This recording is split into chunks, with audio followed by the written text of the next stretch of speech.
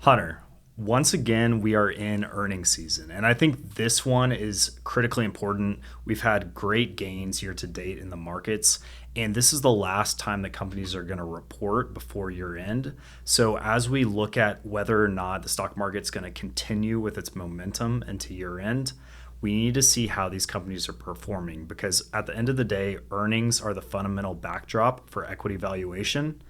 And what we've seen so far looks pretty good. I'm excited to dig through some of the results with you today. Yeah, me too. It's always an exciting time of year, time of quarter, whenever we're getting lots of earnings calls.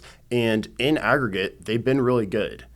Generally more than half of companies report earnings surprises, which might sound a little bit, counterintuitive, I guess, that you have more than half reporting surprises. But we had 81% of companies that have reported so far have reported EPS or earnings per share surprises to the upside. And so that's even more of a gain than we usually see for earnings. And that's a really good indication of, not necessarily and not just where the economics lay, but how these companies are performing through the economic cycle.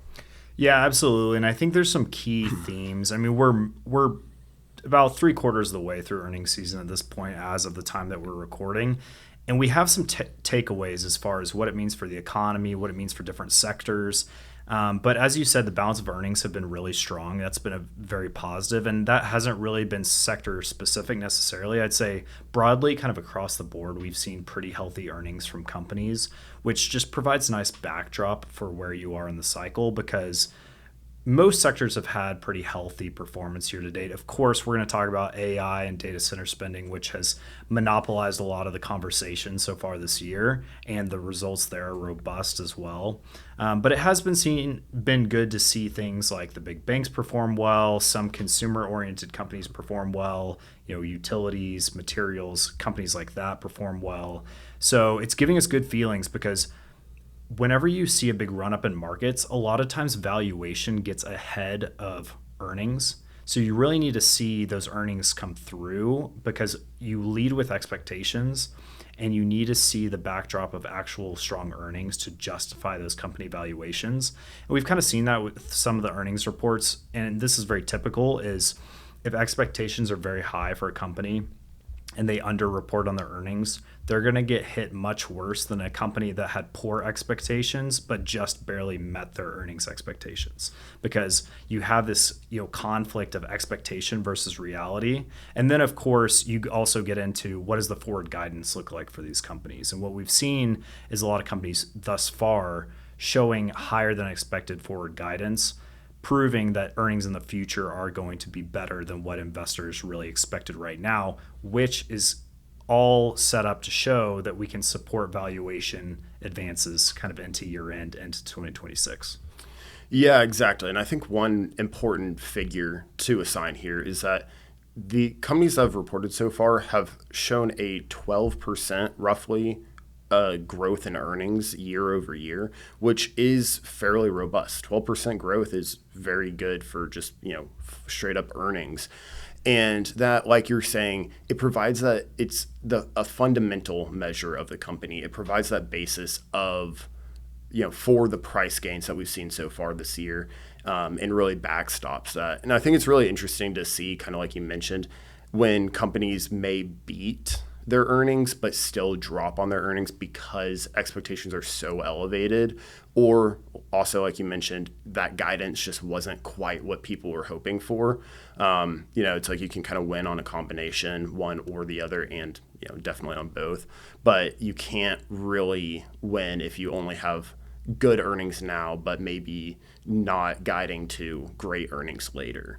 And I think, not to cut you off there, but to your point, I mean, earnings growth was right around 12% so far from the companies that we've seen in the S&P 500. That's above the roughly 9.5% that the market was expecting. So that's pretty robust outperformance, showing that, companies across the board, we're talking about broad-based, broad sector S&P 500, are outperforming expectations. So if you continue on that kind of earnings trajectory, it's very it's very beneficial to the market. And I think what I've seen in the readout from the data that's very impactful is the fact that profit margins are essentially at all-time highs. You'd have to go back to 2021 to see the same level of profit margins, which were only really slightly above where they are right now. And so companies are making the most of generating the revenue and then limiting their costs to such a perspective that you are generating a large amount of profit, which is helping those earnings surprises. Because if you can, one, generate higher revenue, and then two, limit your costs, increasing that margin, it's going to lead to better earnings performance, which can help from a fundamental basis drive that stock price higher. Absolutely. And that's been a very important thing to see. I mean, it's very important for companies in general, but especially in that consumer goods space where we have concerns about tariffs, about, foreign trade, just in general, broadly. To see these companies not only maintaining margins, but in many cases growing them, it shows that they have room to maneuver. They know how to navigate these markets. It's kind of like we've said before on the shows, corporate America finds a way. You throw something at them, it might take them a quarter or two to figure it out, but they generally find a way, and that's kind of what we've been seeing so far. Right. And I think, kind of going to the tariff conversation a little bit, we're seeing the backdrop for tariffs and tariff expectations and trade.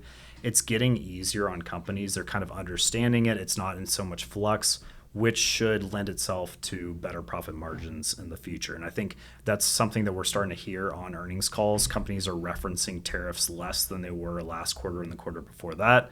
And they're a little bit more comfortable with the overall trade arrangement. Granted, there's still some trickle through and things are not completely settled, but for the most part, it's gotten to a much more palatable environment. Now, I want to run through some of the sector results because I think there's different areas of performance have shown us different things about the economy. And I'd love to kind of start with big banks. Do you want to kind of lead us through a little bit about that information? Because when I was looking at the big bank earnings, they're always the very first to lead off every earnings cycle. It's always that first week is really all the big banks reporting, and results were very robust from what we saw. Yeah, and like you mentioned, great place to start because they are the first ones. They always kick off earnings season in a big way. And it's big to keep an eye on for the health of the broader economy. And they came in really well, like across the board, not a whole lot of red flags. People paid particularly close attention to these because we had a couple larger scale or more high profile defaults of individual companies recently. People really combed through those big bank earnings to, look at what's your exposure here, what's your exposure there. But banks were, really quick to kind of get in front of that, show the world, hey, our credit quality remains really good. It's really high credit quality on our loans. The couple of isolated cases, people wrote down those loans, but really did not have a material effect on broader credit books, which was really important to see. Yeah, and I really want to zero in on that credit quality piece because that's been a concern of the market kind of since middle but beginning of this year is what does credit look like when companies are lending. The number one factor for someone who's lending out money is they want to get that principal back, and then of course the interest on top of it. But whenever you're getting into kind of a late cycle environment like we're in right now, you want to make sure that credit quality is holding up to avoid any kind of recession or downturn in the economy, especially when you've got concerns about the consumer and things like that. Of course, we had those isolated incidences that you're referring to, namely Tricolor and First Brands and their debt debacles. Mm-hmm. And even Jamie Dimon on the JP Morgan call was talking about, hey, if you see cockroaches in the economy, those being those defunct loans, then there are likely others. Well, the good thing is what we've seen throughout earnings season is that there have not been other issues with credit quality, and it's remained relatively high. Even the consumer, a lot of the banks and credit card companies that reported said the consumer looks relatively healthy. Yes, debt levels are kind of normalizing back to what they were pre-COVID, but across the board looking relatively healthy. So the read through there is that broad economy is looking pretty good. credit quality is high, whether that's corporations or consumers. And so that's setting up an environment where you feel pretty healthy about just the fundamentals, the inner workings, the kind of infrastructure of the economy, those being those big banks in the financial system, regulating what we look at as the broader activity within the U.S. economy. Yeah, exactly. The thing that came to mind while you're talking there was that attitude of credit investment versus equity investment. Your equity investors are looking to make money. How much money can we make here? When you're investing in credit or lending money, it's number one rule is don't lose money. Right. And then worry about your, the interest payments after that. And so, that's an interesting, kind of thing to keep in mind while we're talking about all of this. But then the other thing that I was thinking about while you were saying that was with those, two, higher profile defaults is that we're still light on a lot of details, but initial indications kind of show that some of that was legitimate, just business failure. Some of it potentially being a little bit more nefarious stuff going on where it's not necessarily a reflection on where the economy's at, but on what these companies and their leadership specifically did. And so in a lot of cases, there's not really controlling for that. Even in fantastic economies, you're still going to have people doing, unfortunately, bad things every once in a while. So, whether it's malice or neglect, either way, things like that are going to happen. And it's really good to see that wasn't really, continuing on in other companies or able to be seen anywhere else. Yeah, I mean, bottom line, they're isolated incidents Exactly. as far as credit quality goes. Yeah. Now, I want to make one more point, kind of something that I referenced as far as the credit card companies before we move on to AI and big tech. But I thought as far as the consumer goes, spending levels also looked relatively healthy. So consumers continuing to spend. Of course, consumption is 2/3 of GDP, so there has to be consumer consumption in order to fuel the economy. At the end of the day, it's what are consumers capable and willing to spend, and that's going to drive the economy forward. So it's always important to see, hey, is MasterCard and Visa and American Express, are they showing that consumers continue to spend? They are. Well, that looks pretty healthy then for the broader economy. Now, in the last couple of weeks, we really saw the big boys come out as far as earnings. The one that hasn't reported yet, namely being NVIDIA, but we saw Meta, Google, Microsoft, Amazon, Apple. And I thought the read-through on those was pretty positive, although we did have slightly mixed results as far as those go. Yeah, exactly. It's interesting to watch certain companies get really rewarded for their earnings, some, not so much. And, kind of going back to what you opened with on where expectations are was really prevalent in these names because you have Apple, who expectations have been fairly muted this year. They haven't done a whole lot. They haven't seen the price performance of all of these companies. And their earnings were very fine, very much in line. About every single line item from iPhone sales to iPad sales to whatever it may be was pretty much at or slightly above their guidance, and you saw their shares do well, continue on. They had positive price reaction to their earnings. Conversely, you have other companies, namely Meta, who performed very robustly in a lot of ways, minus one-time tax charge, get really hurt on their earnings because people saw a huge CapEx number, which is part of a broader topic that we'll cover. But, Meta's spending big on AI, and the market was not so sure about that. And so they did not see such good price action. Yeah. Speaking of Meta, I think it's interesting to see because they did perform very well on a earnings and revenue trajectory front. It's just because of how much money they are pouring into AI, which I want to get into here in just a minute. But they are just spending massive amounts of money. And investors, they're getting to the point where they want to see from these big tech companies, if you're spending big on AI, they want to see a return on investment. They want to see an ROI on these AI spends. And if it's not really trickling through to the data quite yet, people are starting to get a little impatient there. And I think it was because of that robust spending, that really high level of spending. People had, higher expectations for Meta in this scenario. It looks like Meta's really pushing to achieve some kind of super intelligence and use that capability for their own business.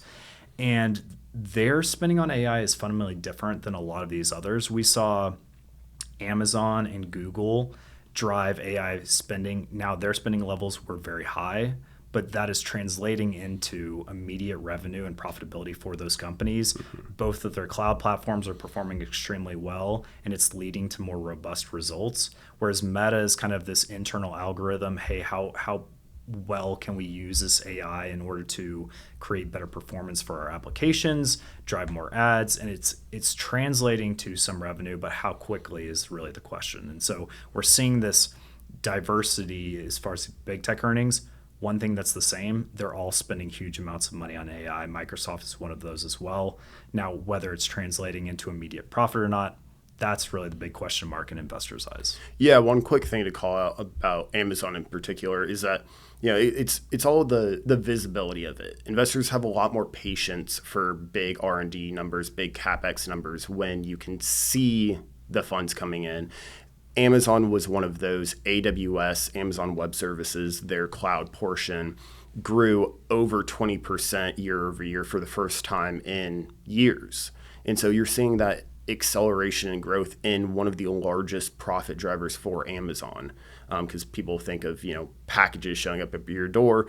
A huge portion of their business is AWS and is a huge revenue and earnings driver for them. And for that to really be taking off this way shows that, hey, all of this CapEx is going somewhere useful.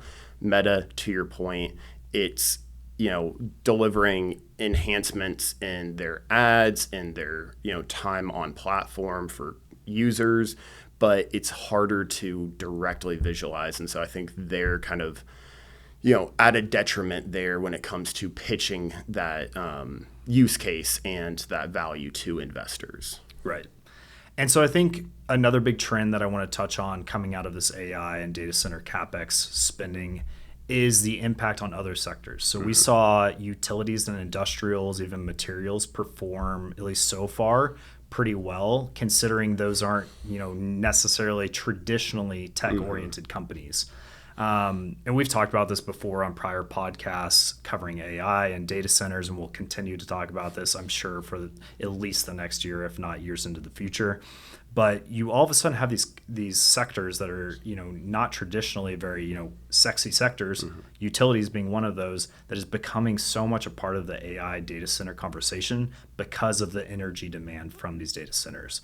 So you had companies tied to energy generation, to data center infrastructure and construction that performed extremely well. I'm talking about GE Vernova, Vertiv, Caterpillar, Bloom Energy, SK Hynix, and many others who are really integrated into this data center infrastructure just mega trend that is happening in the market. And these companies are needed, whether they're producing turbines or power conversion systems or cooling or just base load power, just generating the power, converting it, and supplying it to these data centers in order to make sure that they can operate the way that they're supposed to. And I think that's pretty remarkable how this AI really revolution is fueling so much of the economy right now.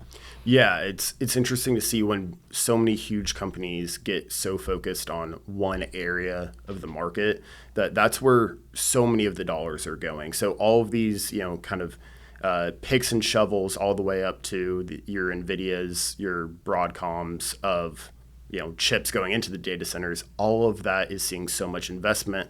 Whereas earnings in your not AI linked space have been a lot more mixed because you don't have this huge pool of funds, going towards the creation and fulfillment of AI. Whereas, it leaves them kind of out of the party a little bit. And we've talked about this when it comes to software before, but I mean, if you aren't AI software or cybersecurity, you're getting a little bit left out right now because companies are focusing so much on, hey, what kind of AI capabilities do I have or can I get to pitch to shareholders to make my company more valuable or make my operations more profitable? I'm not so convinced that these legacy software systems are necessarily where I need to be investing right now. So, and that's also both from the minds of the companies operating and from the minds of investors. They're thinking, hey, I want exposure to AI. I don't necessarily want exposure to the legacy software, regardless of how well those companies are really performing. So to your point, if you're not linked to the AI space, your results have been pretty mixed. And I think that trend is really going to continue into the future. Now, even on the software side, when it comes to AI, our investment thesis is really that you should be sticking to the picks and shovels of everything. That's why we like power generation, we like utilities, we like energy, because that looks like the bottleneck for AI infrastructure. Whereas if you're trying to bet on any individual software or the promise that some kind of super intelligence is going to drive some huge profitability, that's a bigger question mark. And so I think following the infrastructure is where the money is to be made right now. But it's that's certainly going to shift more the software space as we go forward. Yeah, and the software space has been a really interesting part of the market for a while now, year, 2 years so far, in that a lot of these companies, even, taking the really good ones here, legacy products, really good services that, just aren't super heavily indexed onto AI, they may continue to have really good earnings, and their earnings results can be good, but their price action has suffered because they don't have that tie into AI. And so even, as a fundamental investor, it can be kind of difficult to divorce the two of earnings results don't always directly translate into price results. And, sometimes that means taking a step back from that sector, even though fundamentally they're doing really well. And eventually there will be a really good investment case there, potentially. But right now they're not being rewarded because there's the fear that some AI program is going to come along tomorrow, next week, next month, next year, and just destroy this legacy business that has, billions of dollars in annually recurring revenue, because AI can just do it better all of a sudden. And depending on Meta's success with, super intelligence, or really anyone else's success with super intelligence, that could be the case. I don't see that happening right now, but that's kind of the risk that investors are looking at and saying, hey, I don't need to be exposed over here, so I'm just not going to take the risk. Right. And I think, you're leading us to a really good point, talking about companies that, I'll put it this way, have the, some kind of hype behind them, or sectors that have hype. One being, quantum computing is a good example of that. Small nuclear reactors or small modular nuclear reactors are part of that.